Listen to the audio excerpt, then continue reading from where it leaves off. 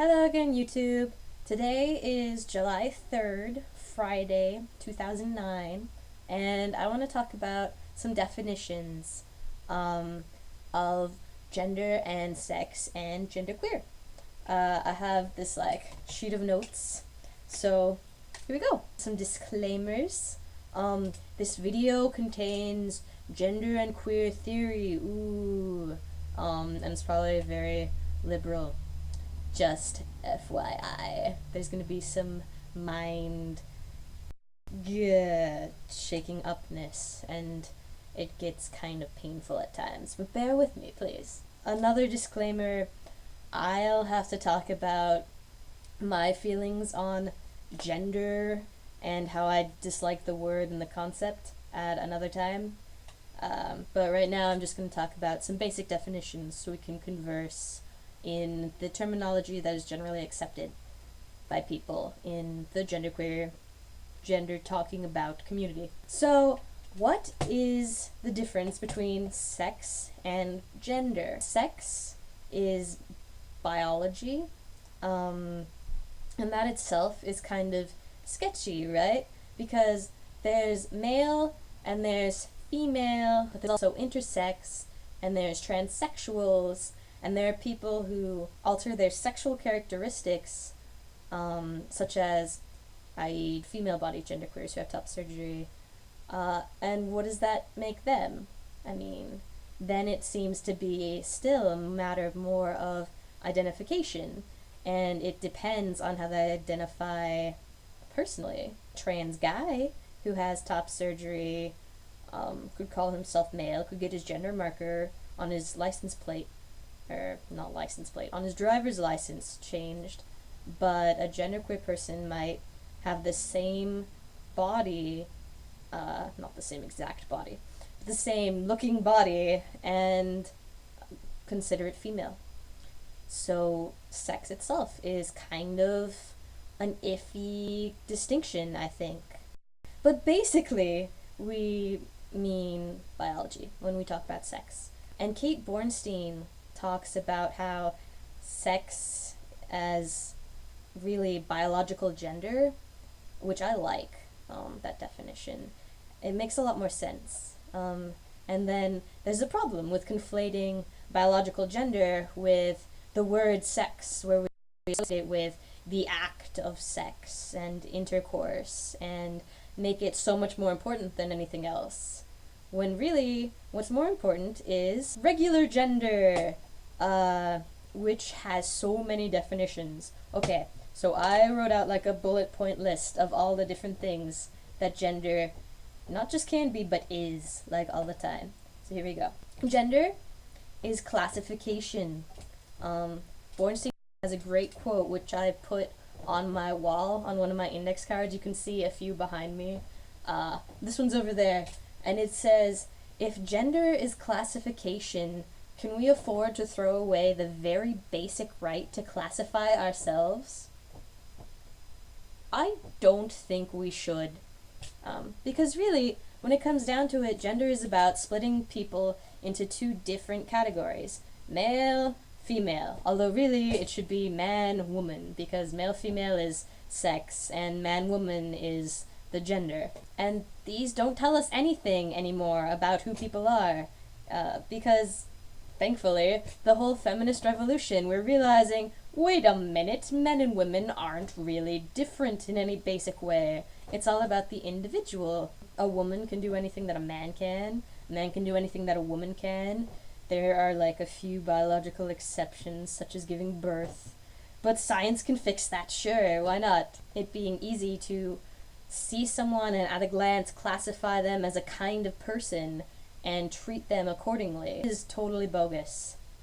So gender is classification. Gender is also a societal construct because it doesn't necessarily exist outside of society erecting these classifications that we need.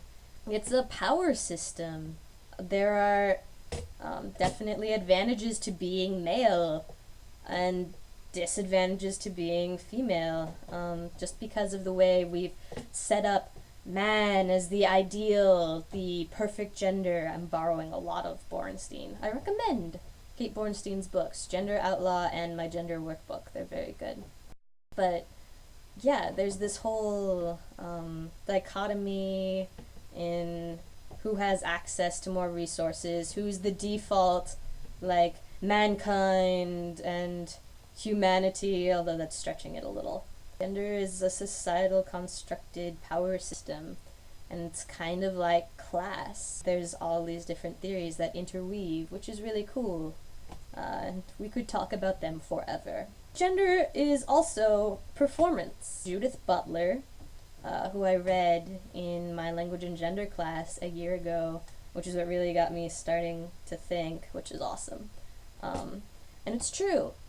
Gender isn't really innate. You have to perform. You have to show that you are, that you are a specific gender, through actions and through how you present yourself and what you do and how you behave. It's all about acting feminine or acting masculine, whatever that means. You have to put on a show to establish your position in a specific gender. And it's not just being. Gender is performance, which means that gender is drag. Because drag is really performance and putting on an appearance and looking like the opposite gender, looking like something you are not usually, or people don't think you are usually. It's kind of like dressing up for a play. And then my favorite, gender is totally about self-perception. It's how you view yourself. It's how you identify. Gender is who you say you are. If you want to call yourself a woman, by all means, and then you are a woman. Maybe society won't see you that way, which is a problem. What your gender is based on how you see yourself and how you see your gender and what it is. It's a little bit circular, but that's the way that gender works. It's a very confusing system. So that sort of ties into these three more terms that I want to identify. There's gender identity, which is what we just talked about. It's how you personally identify and see yourself. Gender expression, which is how you express that, what you look like, what you wear, how you act. And then there's gender perception, which is how society sees you and how people classify your gender, which is generally binary. And these don't have to at all. And finally, a genderqueer definition. Genderqueer has some nice definitions on reference.com and on Wikipedia. They're basically the same. And it covers a lot of people. Basically, it's anyone who identifies as it. I like the subjectivity. I was talking to my roommate about how it's kind of weird and what does that mean if it's totally subjective, if someone is a word or is not.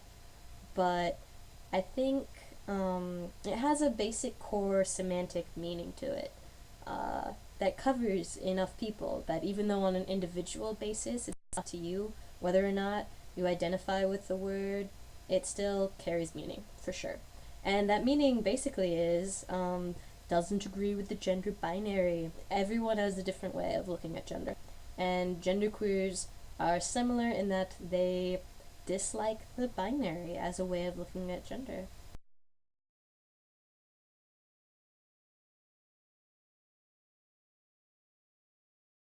So that's my definitions video. I'll talk more about what these mean to me, including my personal genderqueer identity and gender philosophy later on.